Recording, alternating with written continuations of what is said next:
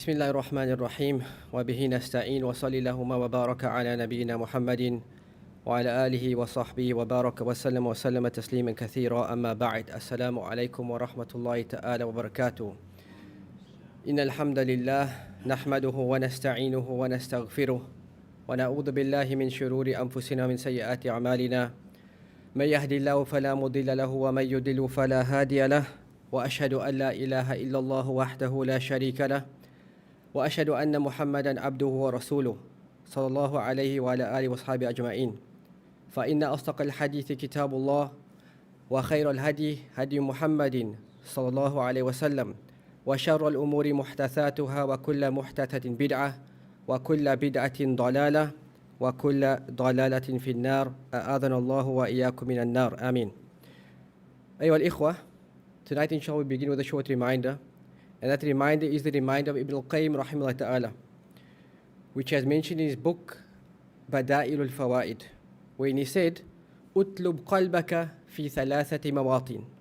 He said, search for your heart and the state of your heart in three instances. Awalan inda sima'il Quran, when you hear the recitation of the Quran. Second, wa fi majalis dhikri, and in the circles of remembrance. And we mentioned that this gathering we find ourselves in, it is considered to be a gathering of dhikr. Thalithan, wa fi awqatil khalwa, and in instances where you find yourself secluded, when you find yourself one-on-one with Allah subhanahu wa ta'ala. And he mentions, فَإِن لَمْ تَجِدُوا فِي هَذِي الْمَوَاطِنِ فَاسْأَلِ اللَّهَ أَن يَمُنَّ عَلَيْكَ بِقَلْبٍ فَإِنَّهُ لَا قَلْبَ لَكَ. He says, and if you find your heart present in these instances, and if you do not find your heart present in these instances, ask Allah Azza wa Jal to grant you a heart. For he says, فَإِنَّهُ لَا قَلْبَ لَكَ. For then your heart, is not a heart which is considered to be sound. So the first of these instances he mentioned, it is inda sima'il Quran. And this means when the Quran is being recited, and we find ourselves in a gathering where the book of Allah subhanahu wa ta'ala is being recited. Since the evidences of fiqh, firstly it is Kitabullah. It is the book of Allah. And when the believers hear the speech of Allah subhanahu wa ta'ala, as Allah Azza wa Jalla says, وَإِذَا ذُكِرَ اللَّهُ وَجِلَتْ قُلُوبُهُم وَإِذَا تُلِيَتْ عَلَيْهِمْ آيَاتُنَا زَادَتْهُمْ إِيمَانًا. Allah said that when the name of Allah Azza wa Jalla is mentioned, wajilat kulubuhum, that their heart is filled up with awe and fear of Allah subhanahu wa ta'ala. And when the verses of Allah Azza wa Jal is recited upon them, zadathum imana, then the iman is increased. So from amongst the best ways we can increase in our iman, it is by frequenting the circles of knowledge and listening to the book of Allah subhanahu wa ta'ala, the verses which are being recited, and the words of our beloved Prophet Muhammad sallallahu alaihi wasallam. The second instance the author mentions is fi majalis dhikri. And we say that this gathering, as was understood by the Salaf, this is a circle of remembrance. Because the Salaf understanding of majalis dhikri is not like we see today, where people sit in a group and they remember Allah subhanahu wa ta'ala in unison. This is a bid'ah. Rather, the understanding of the Salaf with regards to majalis dhikr, it was the majalis of halal wal haram, the gatherings wherein the halal and the haram were discussed, and this is one such gathering. And the final instance he says you must search for your heart is when you find yourself in solitude with Allah subhanahu wa ta'ala. That at those moments, are you mindful of Allah subhanahu wa ta'ala? Are you aware of Allah Azza wa Jal's ittila, Allah Azza wa Jal's all-encompassing nature, that He sees and He hears absolutely every action and sees every deed. And he says that if you don't find your heart in these three instances, then ask Allah subhanahu wa ta'ala to grant you a heart, for you have no heart. Taib, we go back inshallah to our topic of discussion, and it is fiqh. And last week, quick revision inshallah, which chapter did we cover?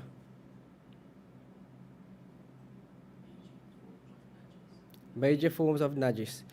We discussed the chapter concerning izalatul najasati wal ashya'i najisa, the chapter concerning how to remove najasa and those matters which is considered to be najis in the Sharia. So we mentioned from the offset that najis is of three types. Who can name us these three types of najis? Not three examples of najis, but the three classifications of najis. Very good. Mukhaffafa, light.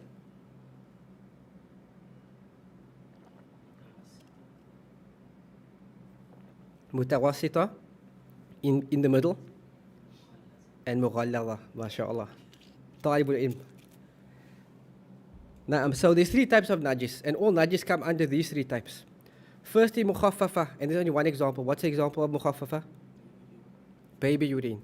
Because the Prophet also said, we can purify it by simply pouring water on it. It doesn't have to be washed and rinsed, etc. Najasatul mughallada, the extreme form of najis, is only one type. The saliva of a dog. That if a dog licks your utensil, what is the method of cleaning it?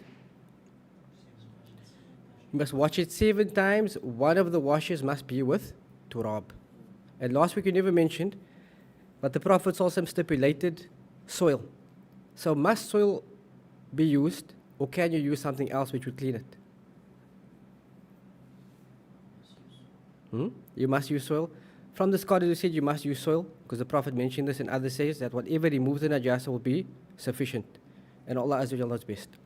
And then najasa, which is mutawassita, in between, is every type of najis besides the najasa we mentioned, such as a lot of blood, such as urine, such as excrement, such as madhi, such as money, etc.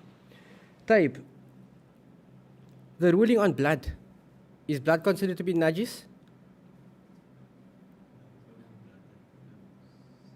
Only blood that flows. According to the author, yani you are pardoned from a little blood. So that means if blood is a lot, it's considered to be najis. And this is an opinion within the Hanbali madhab.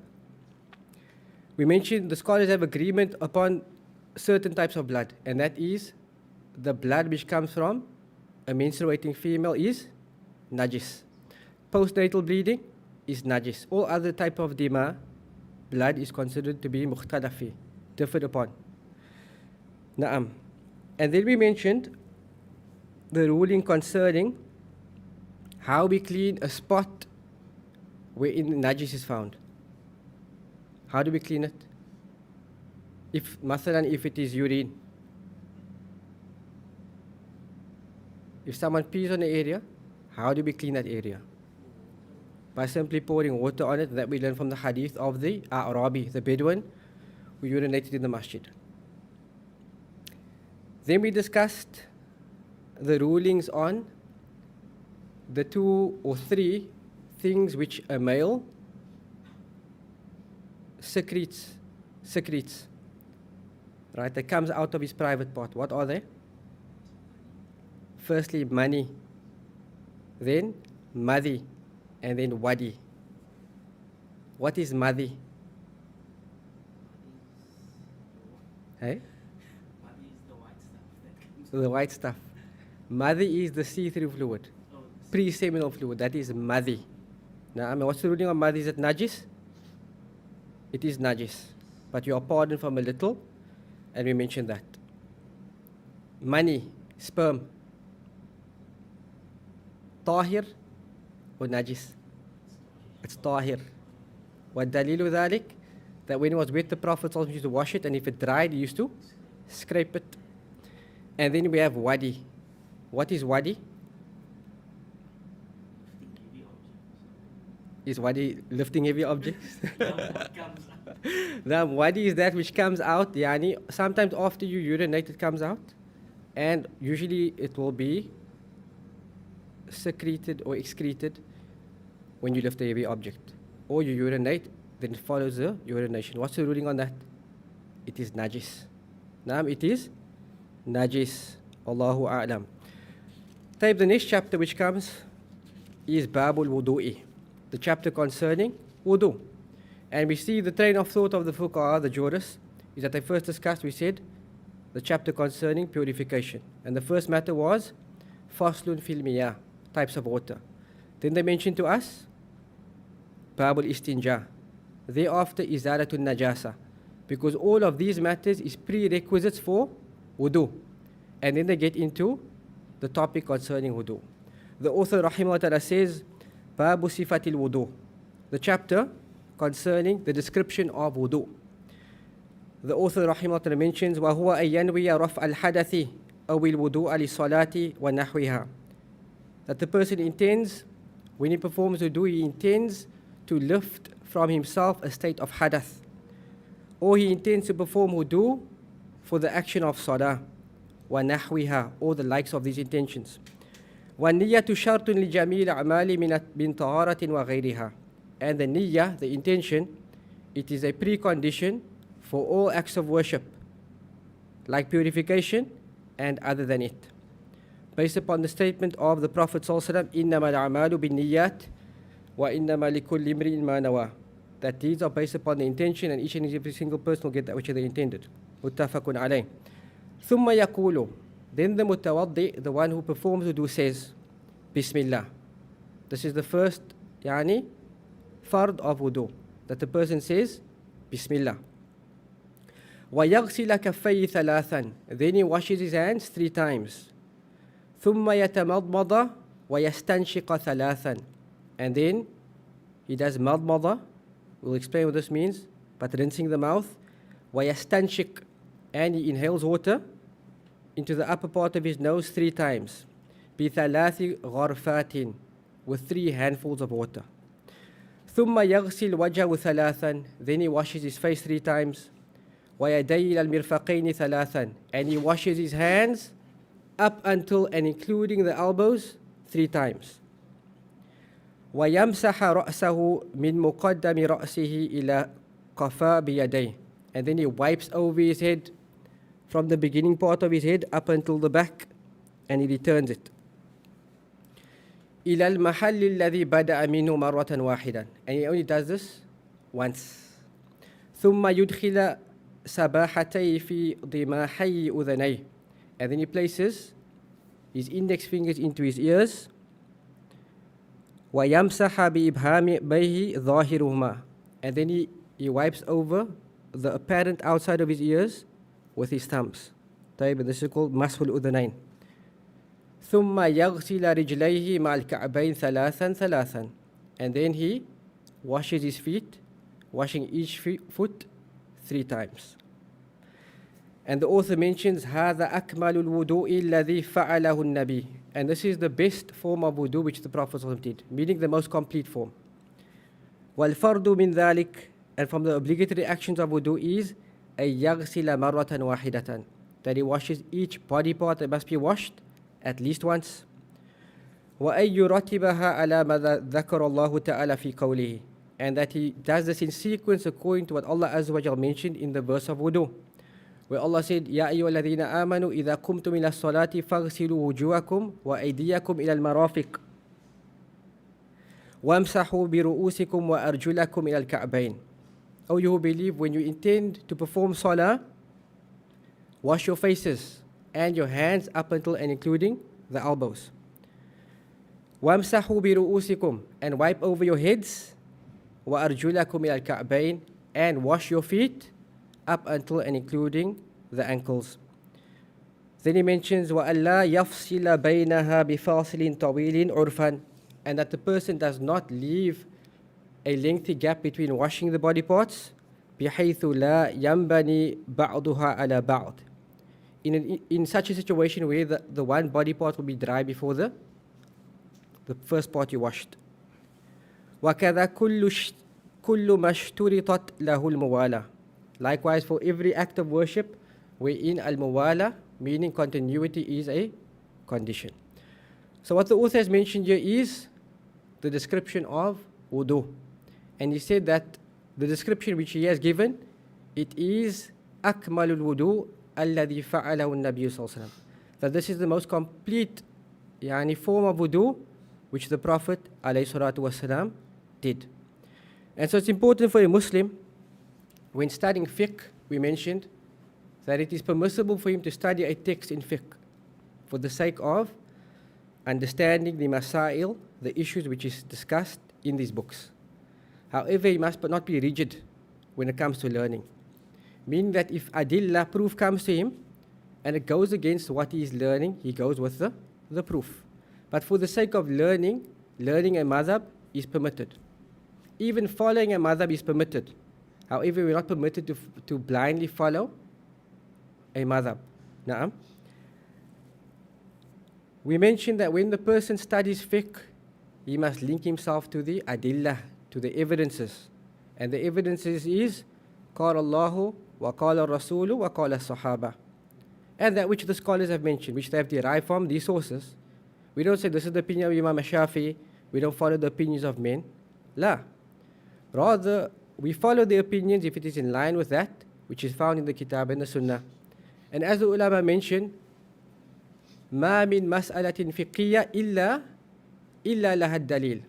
There's not a single issue which is found in fiqh except that there is proof for it. So the scholars never wrote these texts without looking at the proofs. Rather, they looked at the proofs. A majority of what they got was correct. However, there are some rare instances wherein the view is not correct. So in these instances, we go with that which is established in the Book of Allah and the Sunnah of the Prophet alayhi salatu wassalam. But at times, a view in a madhab can be based upon a evidence which is weak, right? Or an evidence wherein the scholars use qiyas, analogy. But in this instance, there is a clear, explicit proof. So they went to the analogy because the hadith never reached them. However, the approach of the ulama is, as I said, إِذَا صَحَّ الْحَدِيث فَهُوَ مَذْهَبِي. That if the hadith is declared to be authentic, then that is my madhab and my way. So, historically, many of the books of hadith, such as Bukhari, such as Muslim, such as the well-known Sunan, it was only compiled after the demise of the great A'immah. So perhaps the hadith did not reach them, and they based their ruling upon the evidence which they had in front of them. But if the evidence reached them, they would have surely gone with the evidence. And this is something important to mention, because sometimes we think that these scholars never based their rulings upon evidence. They did. Sometimes they got it right, and they get a reward, and sometimes they got it wrong, and they still get one reward. Na'am. Taib. So we mentioned that the Muslim must link himself to evidences when it comes to fiqh.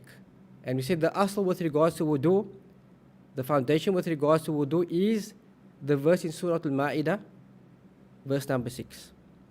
Ya ayyuhalladhina amanu idha qumtum ila salati faghsilu wujuhakum. So Ibn Uthaymin rahimahullah mentions that when the Muslim performs wudu, he must feel as if he's following the command of Allah subhanahu wa ta'ala. Allah saying, "O you who believe, when you intend to perform prayer, then wash your faces and your hands up until the elbows." So we keep this in front of us. And we're not performing wudu because, I'm a Shafi'i. We're not performing wudu because I'm a Hanafi.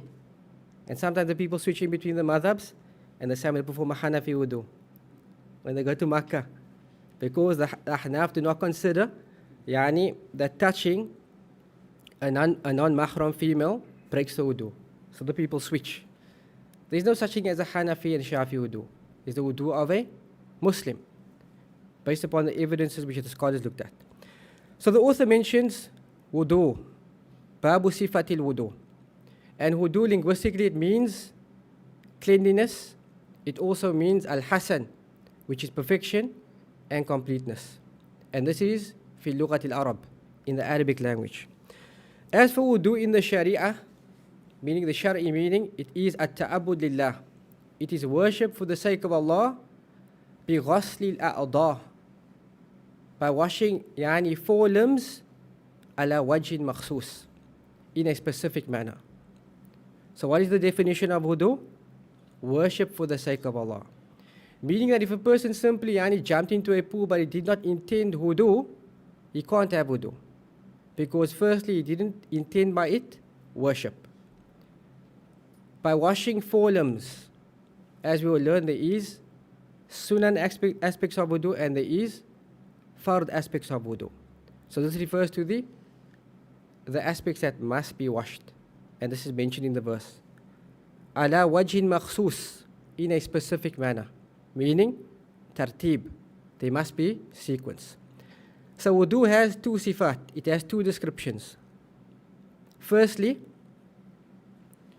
washing the four limbs once in tartib and doing al-muwala. What is al-muwala? Having continuity and succession in your wudu. If the person does it like this, it's considered to be wudu shar'i, meaning it is the wudu which Allah commanded us with.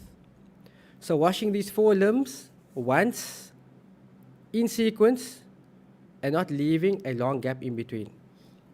And then there is a sifa which is mustahab, a description which is recommended. And this means washing these limbs twice or thrice in tartib and al-muwala. Because we know the second wash, is it wajib or is it recommended? Is it wajib or is it mustahab? It's mustahab. Washing the body parts 3 times, wajib or mustahab? It is mustahab. So the author rahimahullah mentioned, wudu is performed by first having the intention to remove the hadath. And this is the first action related to wudu. That a person intends to lift from him a state of hadath, then it will be considered to be an obligation. His niyyah in this instance, it is for the sake of fulfilling an obligation. Because we said, what is hadath? Is hadath a physical impurity? Or is it a state? It's a state. So when the person intends to perform wudu after he passed wind or he used the bathroom, wudu in this instance is wajib, like in all other instances, but he is lifting himself from a state of hadath. So he intends, yani, raf al-hadathi. He intends to lift from him a state of hadath, and this would be wajib. The author mentioned, awil wudu ali-salati wa nahwiha. The second intention a person can have is that he intends to perform wudu for the sake of performing salah. So the person can either have the intention when performing wudu to lift from himself a state of hadath, or he can have the intention to make permissible for him salah, because salah is not permitted without wudu. La yakbar Allahu salatan bi ghayri tahurin, as the Prophet said, that Allah Azza wa Jalla does not accept a single prayer without wudu. So if the person intends to perform wudu for the sake of performing salah, then that is an intention. Or the author said, or something else like it. Meaning, the person could intend any intention when performing wudu which requires him to have wudu. So what are other matters which require wudu? Reciting the Quran from the Mus'haf. Naam. What else?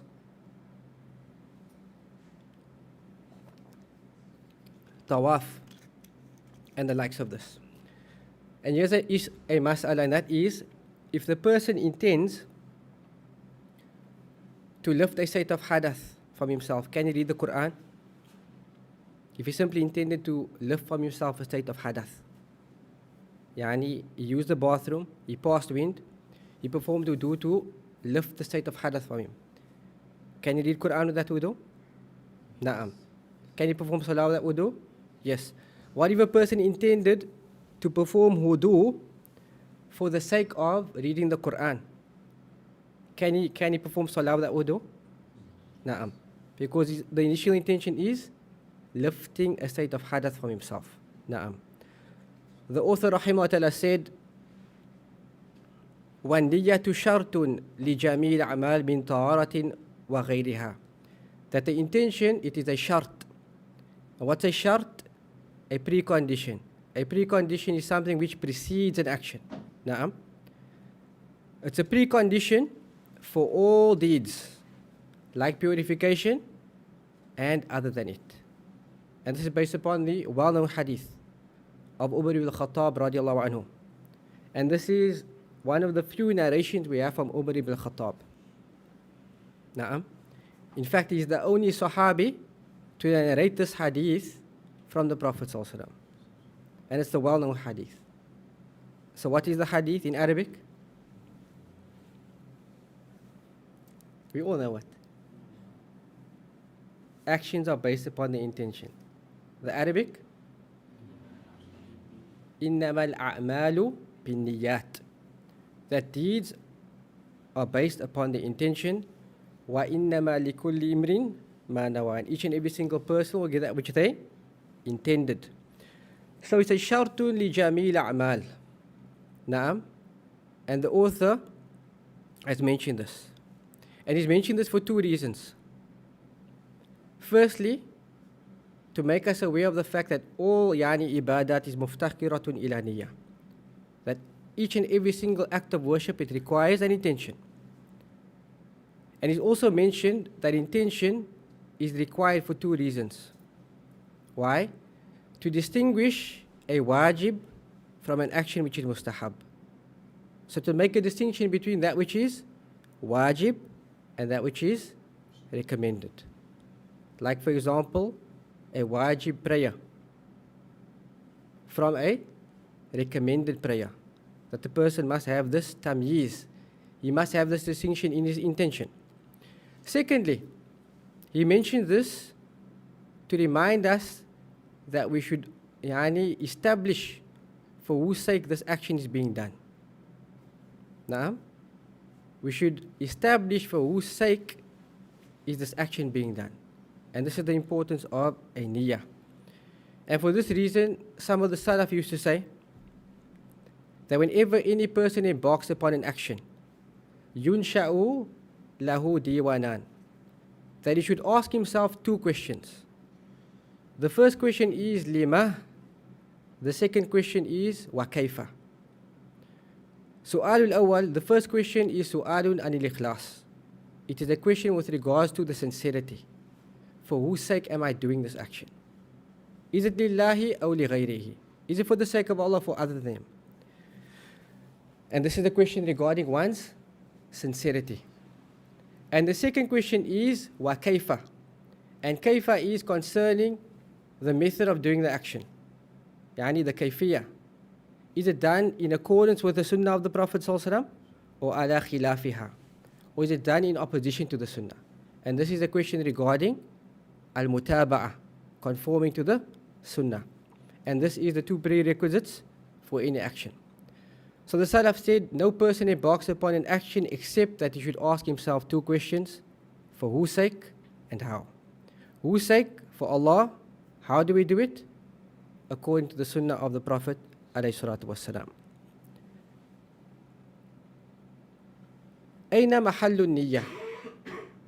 Where is the position or the place of the niyyah? Fil qalbi? We all agree upon this, right? And all of the shuyukh and all of the ulama agreed upon this. Because there are certain acts of worship which is zahir, certain acts of worship which is apparent, and there's certain acts of worship which is batin, which is internal. Apparent acts of worship: Salah, Hajj. What else? You can recite the Quran loud, yes. Quran recitation, etc. Actions which is internal. Fasting. Yani something between you and Allah Azza wa Jalla. But fasting sometimes can be seen, can be smelled. Atyabu indallahi min rihil misk. That the smell which emanates from the mouth of the fasting person is more beloved to Allah Azza wa Jalla than the smell of musk. But sometimes people just generally have bad breath. Ask Allah for afiyah. These are all external acts of worship. Internal acts of worship: tawakkul, khawf, raja, an-niyyah, etc. Internal acts of worship: fearing Allah, hoping in Allah, yani khashya of Allah, having a type of fear of Allah Azza wa Jalla which is based upon knowledge, and an-niyyah, intention. It is an action of the heart. So محلها القلب. Dua, يعني it could be a parent. Could you raise your hands? You with me? So the place of the niyyah is the heart. And so therefore, there is no need to make talaffuz bin niyyah. What is a talaffuz bin niyyah? To pronounce the intention. Since doing so is a bid'ah. Why? Because there's no precedent from the Prophet ﷺ, al-batta, that he professed the niyyah. Except with regards to Hajj. With regards to Hajj, the Prophet ﷺ said, Labbaik Allahumma hajjan. Oh Allah, yeah, I am, I intend to perform Hajj. And this is the only instance where the Prophet ﷺ professed the niyyah. But the scholars say that he professed the niyyah here as a symbol of the ritual and as a symbol of Tawheed. Na'am. So we will not find in the Sunnah of the Prophet ﷺ any single instance where the Prophet ﷺ made talaffuz bin niyyah. Meaning, he said, Nawaitu usalli farda salati arba rakatin. I forgot that, right? Mustaqbil al-kiblati. But the scholars say, Yani an-niyatu takfi. Meaning your intention to do that action is sufficient. So, mathalan, the adhan for Asr went, and you performed wudu, and you made your way to the masjid. That action is yakfi. That action is sufficient to prove your intention. Naam. As for yani uttering the intention, it's a bid'ah. Naam, there's no precedence for this. So the niyyah is a condition for all acts of worship, and no actions are considered correct except by it, based upon the hadith. The author then said, ثُمَّ يَقُولُ, yani the person who is performing wudu, what does he say? He says, Bismillah. And this is the first action of wudu. Naam, the first action of wudu.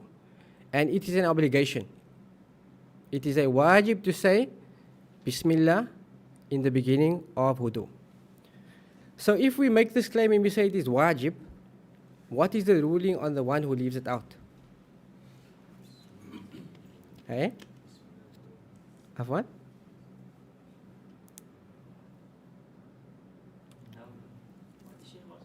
The question is, if we say that saying the basmala in the beginning of wudu is wajib, and the person omits it, yani he does not say Bismillah. I'm just asking the question upon the parent. Huh? We clarified that masala already. But nonetheless, so he leaves it off. What's the ruling on his wudu? It's invalid. However, there is tafsil. If he leaves it out amdan, if he leaves it out purposefully, yani, there's no wudu for him.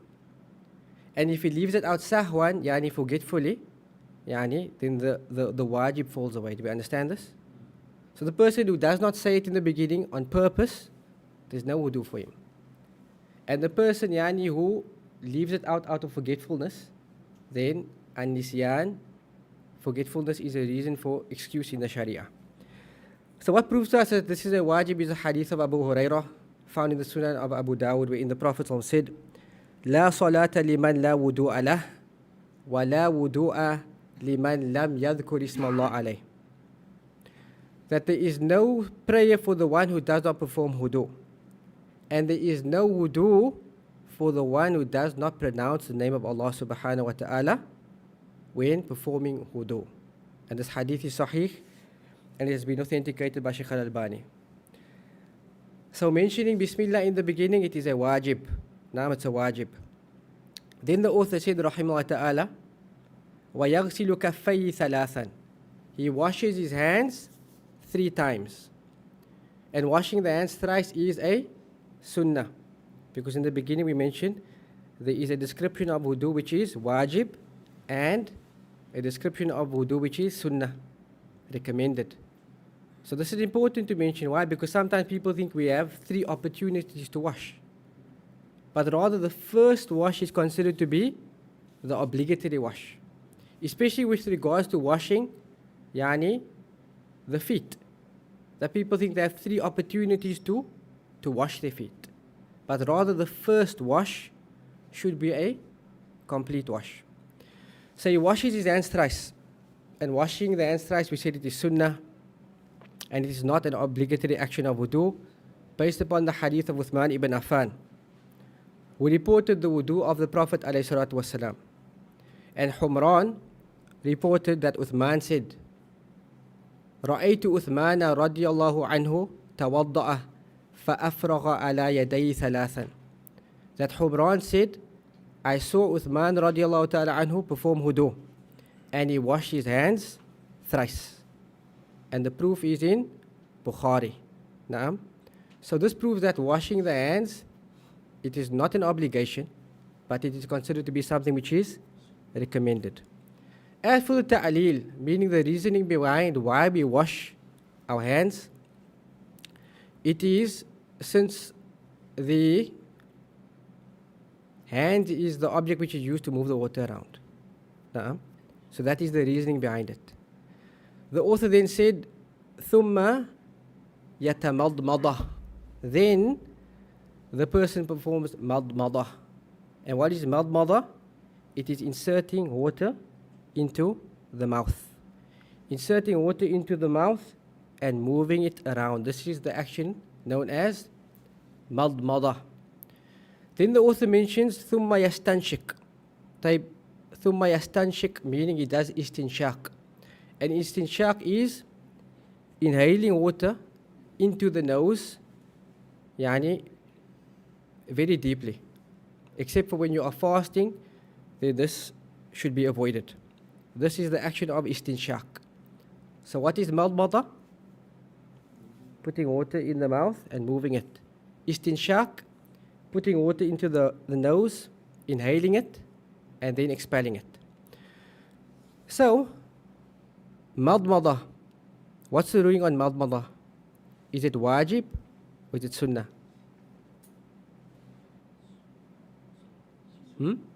Sunnah. Because in the beginning we mentioned, in the verse, yani, Allah mentions to us the obligatory aspects of wudu. In the Sunnah of Abu Dawud, the Prophet said, إِذَا تَوَضَّعْتَ فَمَضْمِدْ. That when you perform wudu, then perform yani madmada. Na'am, perform madmada. And in another narration, the Prophet ﷺ said, in the hadith on the authority of Laqit ibn Sabra, radiallahu anhu, he said that the Prophet said, أسبغ الوضوء وخلل بين الأصابع وبالغ في الاستنشاق إلا أن تكون صائما. The Prophet said that perform wudu in an extensive and perfect manner.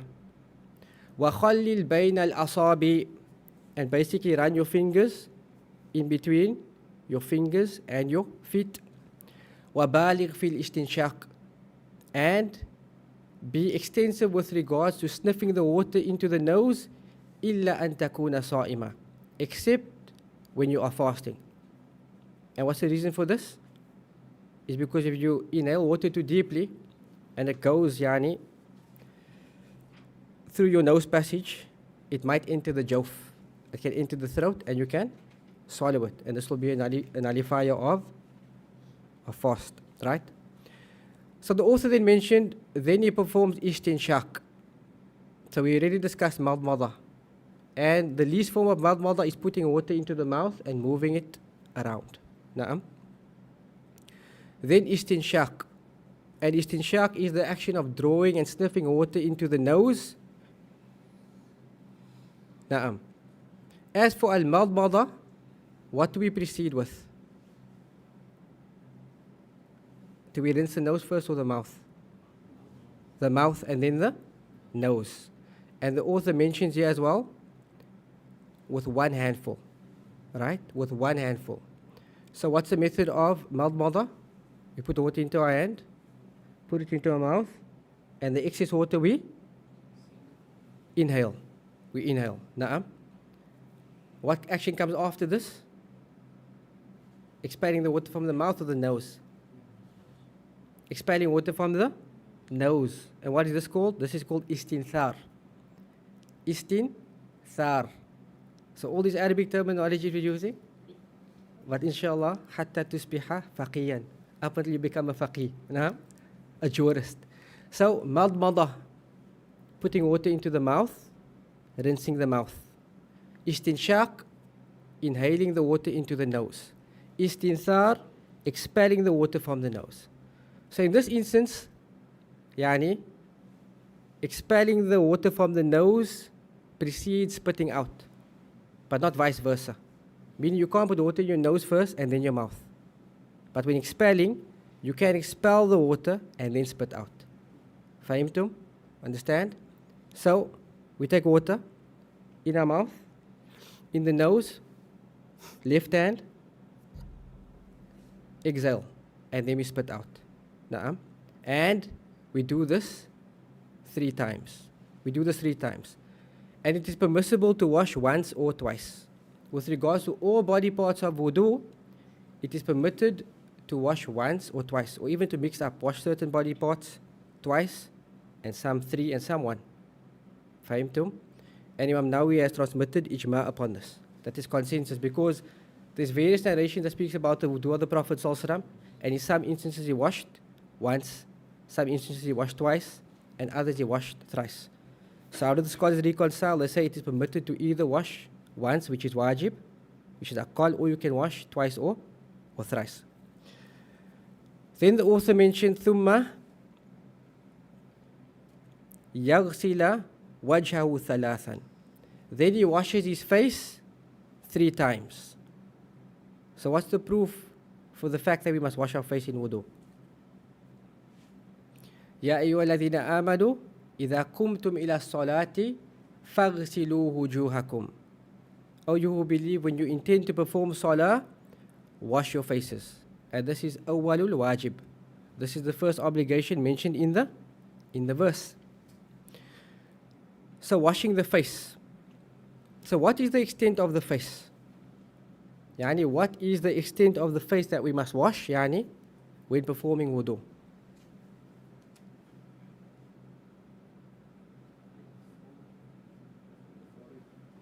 Naam. From the forehead. So this is the forehead. So for the forehead to the chin. Jayid, right? So from the point of yani normal hair growth, normal hairline, up until the chin, the 2 bones of the chin, in length, including the cheeks and the jawbone. This is tulan, lengthwise. So from the point of normal, yani growth of hair, up until the chin, including the jawbone, right? This is the face. And ardan, yani in width, it is from ear to ear. Na'am. And the ulama mentioned that this part of your ear over here, I don't know what it's called yani scientifically, but this part here of your ear is also considered to be part of the face. So this must also be washed in wudu, because as the ulama say, al-wajhu min al-muwajaha, that the word face comes from the word facing. So whatever yani you face with, that's considered to be your face. And the scholars have given this limit from the point of normal hair growth up until the chin, the 2 yani bones on your chin, including the cheekbones. This is the wajh, and in terms of its width, it is from ear to ear. Right? This is part of washing the face. Shu'aib displayed to us actually washing the face. From the forehead down to the chin, Hmm? the jawbone, and the sides. Tayyib. That is considered to be the wajh. Why do you wash your eye? Because he has the point of normal hair growth. Right? And the scholars say there's la ibra lil aqra. Al aqra is the person who yani has become bald. So his hairline yani has a receding hairline that starts here. So must he wash this? No. From the point of normal hair growth up until the chin. Another example the ulama give is a person who has an ordinary hairline. Sometimes a person's forehead is covered and he has more hair over here. I'm not talking about the fringe. But yani his hairline starts lower. So from where does he wash? Only the spot? La, he must take into consideration the average person. Where the average person's forehead will begin, he will wash that part. So there's la ibra for the person who has a receding hairline or the person who has an exceedingly long hairline. So Shaykh, Yeah. washing your cheeks and your طيب. Or do you just wipe over? طيب, so now with regards to the hair on the face, then firstly Allah Azza wa Jal said, oh, you believe, when you perform wudu, wash the faces. So this means that the water must reach the face and the face must be washed. So Shaykh Abdul Salam Ashuwair, in his sharh of this book, he gives us a criterion to determine what must be washed and how it must be washed. So with regards to the hair on the face, there are 3 types of hair. And I've listed this here for fa'idah.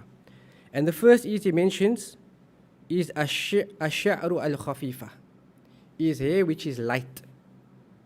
Taib, hair which is light. With regards to hair which is light, what is the dabit, the criterion for it? Is that you can see the person's skin from beneath it. You with me? If the hair is light on a person's face, like the person has, for example, what we refer to as a Chinese beard, the water must reach the skin. Right? The water must reach the skin, and this is wajib. If the hair on the person's face is light.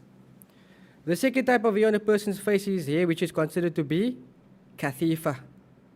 Right? Kathifa. And kathifa is hair which is thick, such as, I hope my beard is thick, this part over here. You with me? And where you cannot see the skin from behind the beard. So what's the ruling on washing this part? The scholars have agreement in this instance that the water should not reach the skin, but you only wash the external part of the beard. Naam? You only wash the external part of the beard. As for the water reaching the skin, then this is not a condition, right? Because the beard is thick. Likewise, eyebrows. Must the water reach the eyebrows? No. Likewise, the person has a mustache and it is thick. Must the person cause the water to reach the skin? La, because it is thick. So with regards to hair which is thick, you only wash the external part. Right? And you can do khallil. You can do takhlil. Right? What is takhlil? Taking water and simply washing the external part like this. Right? Likewise the mustache. And then with regards to the beard, we take water and we go like this. So the external part must be washed. And then there's a type of hair which is mustarsala. And this is the third type of hair. And this is hair which is, it extends. It extends beyond the face. So with regards to this hair, must it be washed?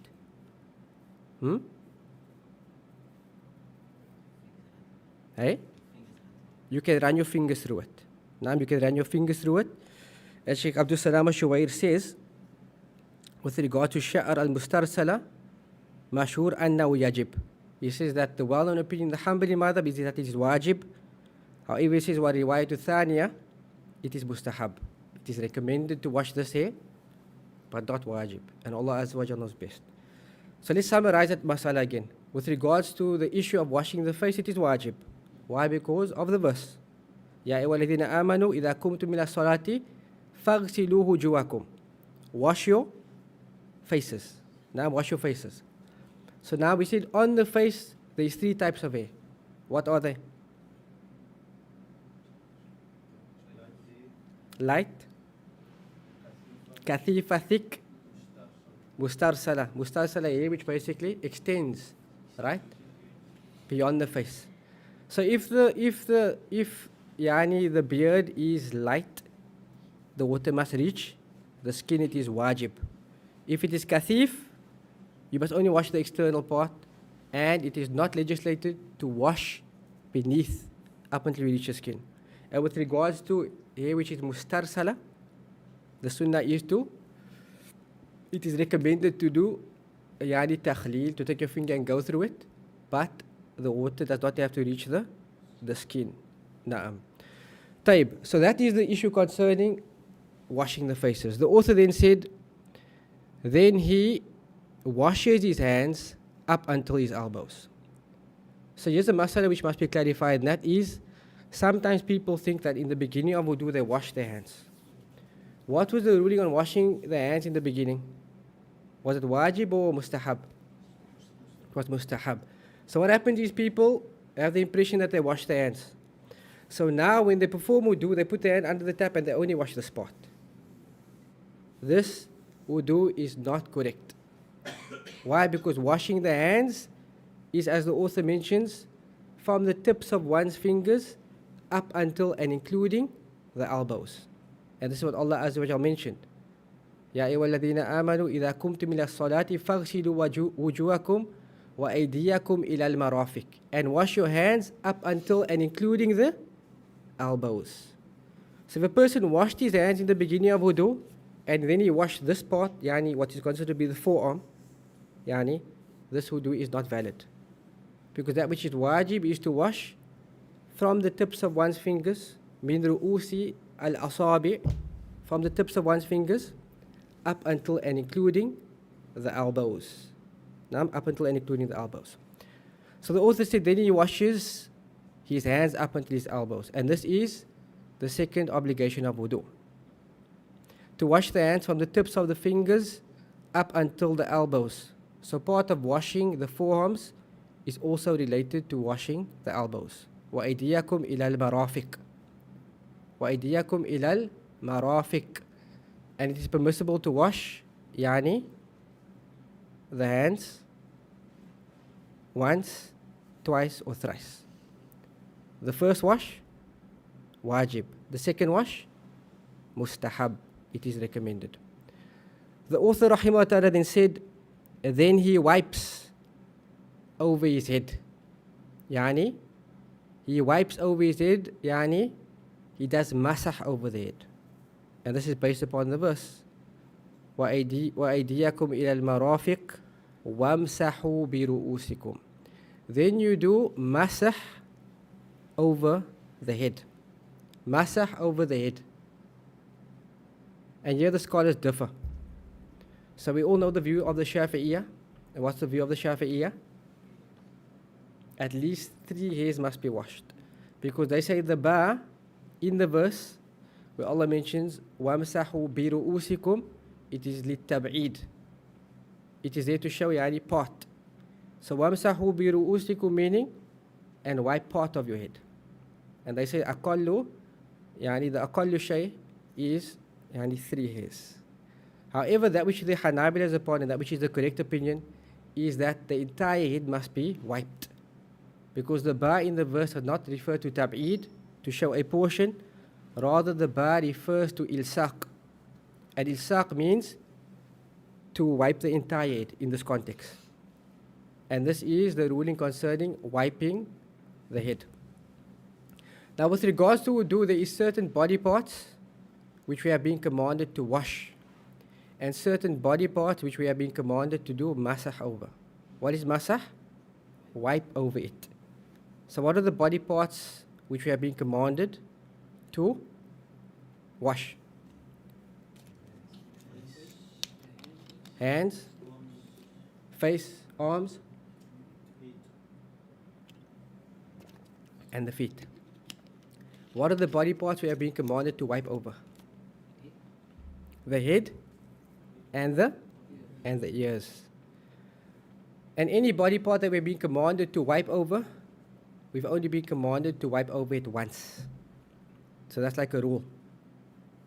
The body parts that we must wash, we said you must wash it once, twice or thrice. Any body part we have been commanded to wipe, you only wipe over it once. Naam, Kisma?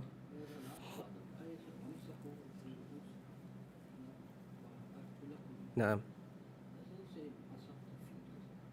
In the Shia, there's no khilaf with Ahlul Sunnati wal Jama'ah with regards to the verse and the sequence of the verse. Because grammatically, if you look at the verse reads وَامْسَحُوا بِرُؤُوسِكُمْ وَأَرْجُلَكُمْ. So it takes a fatha. So it is ma'atuf on the parts, meaning it's connected to the parts which you wash. Okay? Let's do a case study. Ya ayyuhalladhina amanu idha kumtum ila salati. Tell me, what does the word end with? Faghsilu wujuhakum wa aydiyakum ila al-marafiq wamsahu bi ru'usikum wa arjulakum. It takes a fatha. So grammatically it is connected to the parts of the body which you must wash, and not the parts of the body which you wipe. Because had it been an opinion that we must wipe over the feet, Allah Azza wa Jalla would have said, وَامْسَحُوا بِرُؤُوسِكُمْ وَأَرْجُلِكُمْ. فهمت? It's a higher grade yani mas'ala, but nonetheless. So the Shia take this verse and they say you can wipe over the feet also. Right? The Shia say you can yani wipe over the feet as well based upon this verse, but that is due to their incorrect understanding of the verse, and no Sunni scholar has held this view that you can wipe over the feet except yani when you do masah over the khufayn or the like of it. Taib. So the description of wiping over the head, which is the third obligation, what is the method of wiping over the head?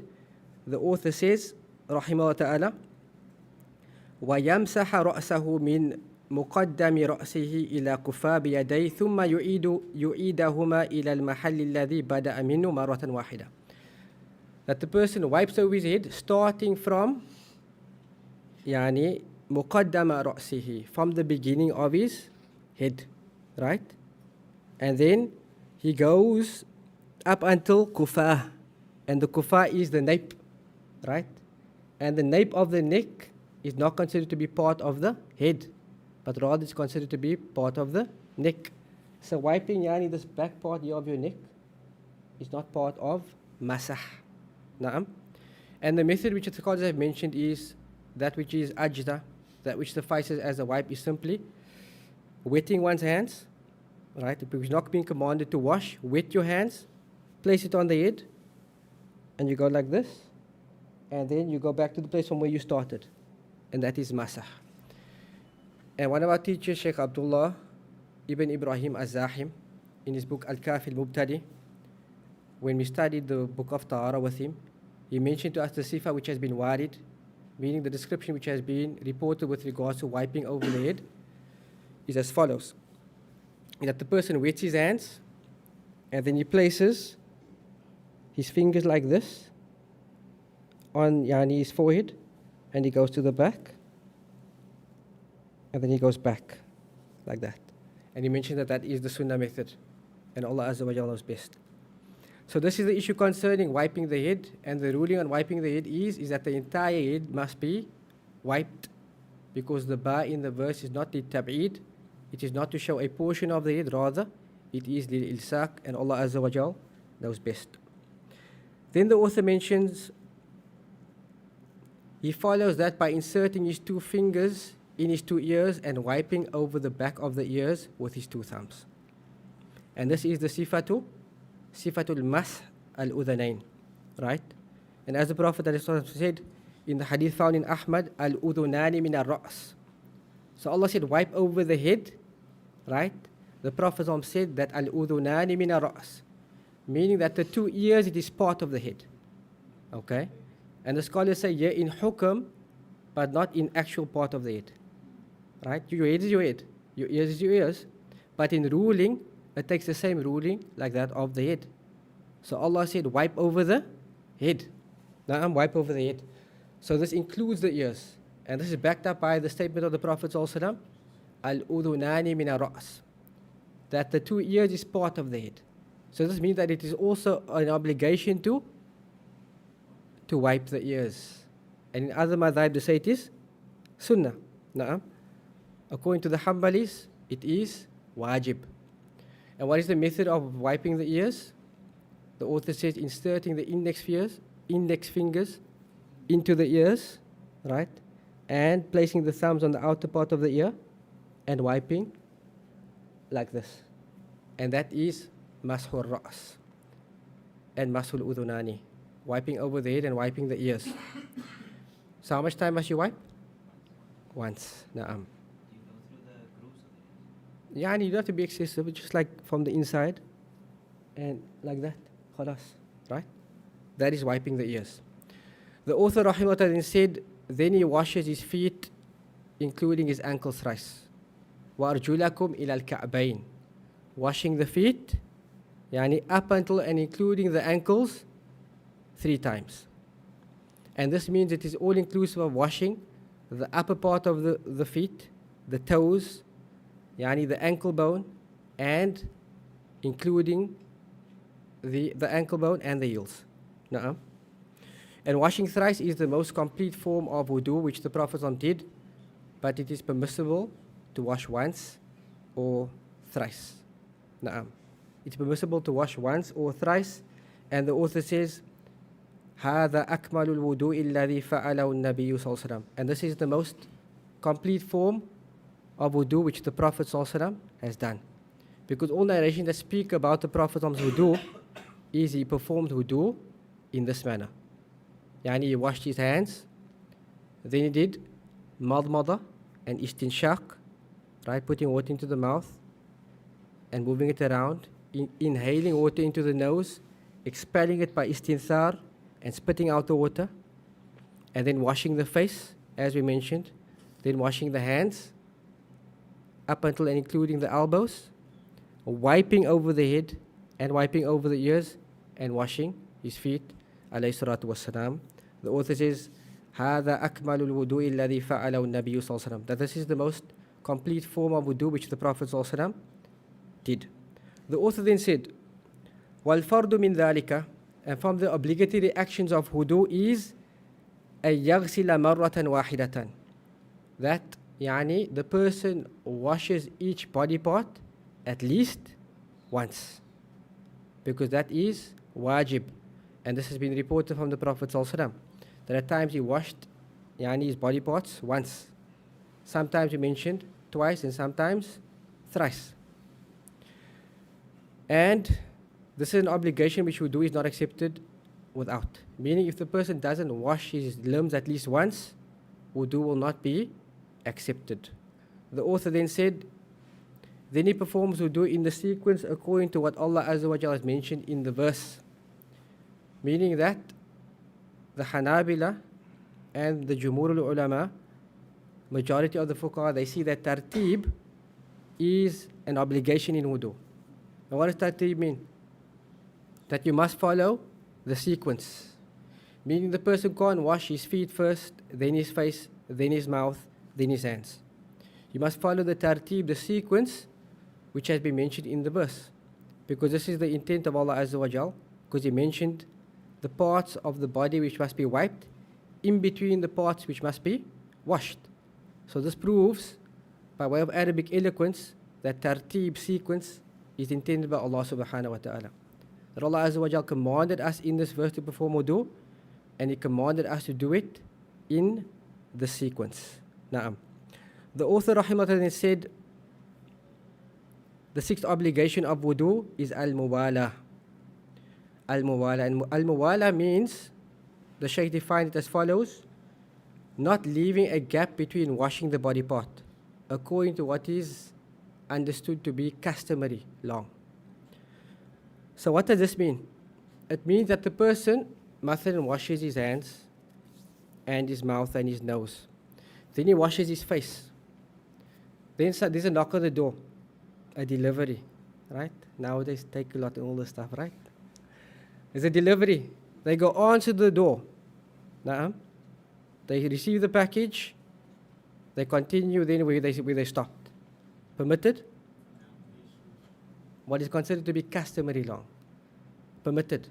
So the person then can commence with washing the hands. This is al-muwala. That there mustn't be a lengthy gap in between washing the body parts. And the dabit which the ulama give is that the limb which you wash before should not be dry before you wash the next limb. Nah. So this is the concept of al-muwala, and al-muwala is a wajib with regards to wudu. Why? Because in the hadith of Umar ibn Khattab radiallahu anhu, or rather I have the hadith of Anas in front of me, when the Prophet saw a man and on his foot there was the size of a nail that he did not wash. And the Prophet also was given this insight because this is some knowledge of the unseen. And the size of a nail was not touched by water. The Prophet then told him, Irji fa ahsin wudu'ak. Go back and perform your wudu. So this proves the concept of al-muwala. Right? It proves the concept of muwala because this was a lengthy period. The Prophet didn't send him back to go wash at particular spot, but the Prophet said, return and perform your wudu. Meaning, The period of time between us was lengthy.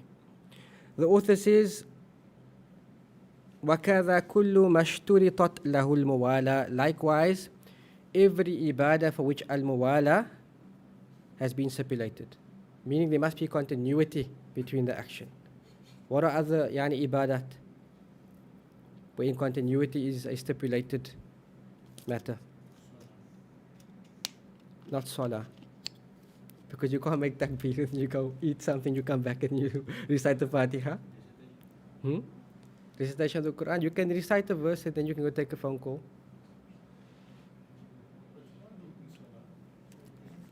Other ibadat which it is a necessary condition that there must be continuity with the ibadah. Tawaf. Right? So the person performs tawaf and then gets a call, business call, right? Didn't leave the tijara at home. Gets a call, he answers the call. Says, I'm in tawaf, afwan. Continues. Jaiz? Permissible. Permitted to talk in tawaf. Gets a phone call, talks for half an hour. Then it's time for the waqt. Then he prays the waqt that's in. Then he goes back to his shout. Jaiz? That's long, right? Likewise, the adhan. The adhan is also being stipulated that there must be muwala, continuity. So the person can't leave a big gap between it. Like say, Allahu Akbar, and they keep quiet for 5 minutes. Because urfan customarily that will be considered to be long. But the person said, Allahu Akbar, and then he continued. You with me? So the author says, وَكَذَا كُلُّ مَشْتُرِطَتْ لَهُ الْمُوَالَى. Likewise, every ibadah for which al-muwala has been stipulated is a condition, and Allah Azza wa Jal knows best. We actually intended to cover much more this evening, but nonetheless, our work is cut out for us. So let's next week inshallah. نكتفي بهذا. سبحانك اللهم وبحمدك أشهد أن لا إله إلا أنت أستغفرك وأتوب إليك والسلام عليكم ورحمة الله تعالى